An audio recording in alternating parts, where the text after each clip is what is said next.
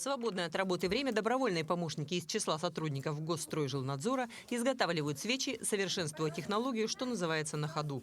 Используют при этом самые простые составляющие – жестяные банки, гофрированный картон и парафин. Однако, несмотря на простоту, свечи чрезвычайно эффективны и практически незаменимы как портативное средство обогрева для участников СВО.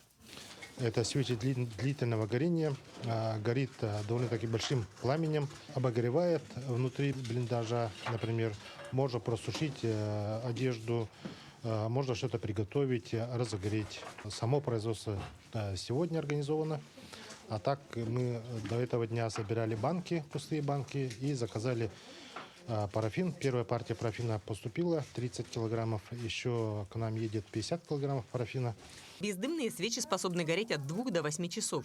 Свечу можно затушить, а потом поджечь вновь. Первая партия, по предварительным подсчетам, составит 150 штук. На втором этапе волонтеры Госстройжилнадзора планируют изготовить еще около 250 свечей. Мы сначала выпрямляем края банок, получается, и потом туда сворачиваем картонки, сворачиваем туго, чтобы было, и чтобы по уровню где-то, получается, что где-то наполовину.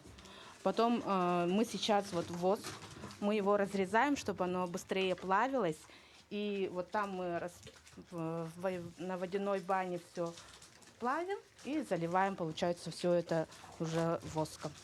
Изготовление свечей идет быстро, пока все составляющие есть в наличии, но с приходом новой партии парафина жестяных емкостей может не хватить. Поэтому волонтеры призывают помочь.